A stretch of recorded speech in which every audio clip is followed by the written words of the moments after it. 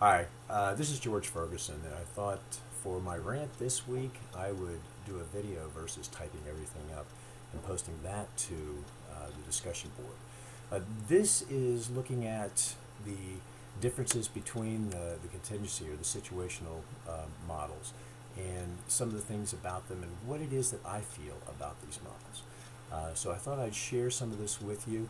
Now, all of these contingency models and the situational models have some great research behind them, which is evidenced by the articles that we had to read for the week. So I just thought I'd share some of my personal thoughts with them. I'm not exactly a fan of the Vroom, Yet, and Jago model. Um, the reason is because of the complication. It sets up a decision tree where the manager walks through answering various questions. What kind of quality requirement is necessary? What kind of commitment do I have to have? And then based on the answers determines here's the style I'm supposed to use.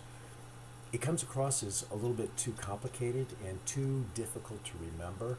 So I'm not exactly a fan. I don't know too many managers who are actually going to take the time to go through and answer all of the various questions that go along with that. Now, I do know in recent years they've tried to simplify the model somewhat. It's still a little bit difficult as far as remembering and being able to use. Um, I don't particularly care for Fiedler's contingency theory. Basically, that assumes that a person's style is fixed, and what you have to do is you have to find the right situation to put that person in.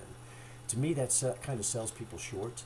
I think that people have the ability to learn, they have the ability to adjust, they have the ability to do different things based on the situations that they find themselves in. So I'm not really a big fan of that.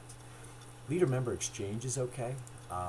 It's basically recognizing and then utilizing a positive Pygmalion effect. Now, to me, Blake and Mouton's model, with their focus on team management, comes across as kind of that extension of the old one best way.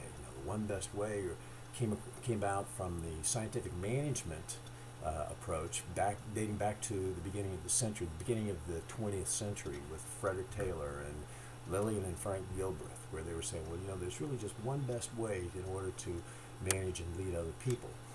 Um, I don't think that there is any one best way. And the reason is because any time you're dealing with people, you're dealing with adult diapers. It depends. There is no one best way in order to interact or deal with a particular person. I personally like Hersey and Blanchard's situational leadership approach.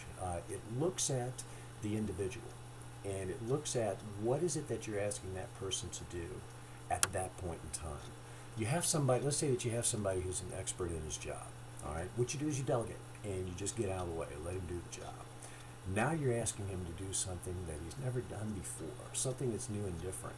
You're probably going to need to utilize more of a coaching approach. It really does do a nice job as far as saying, okay, here are the things that you need to do in order to be effective for this person at this point in time, based on their readiness, based on the situation, that sort of thing. It's also very pragmatic and it's easy to use and remember.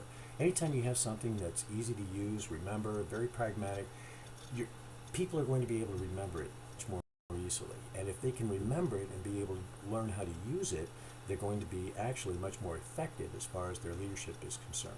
So my personal opinion, my personal preference is Hersey and Blanchard's situational leadership. I've used it effectively for a number of years.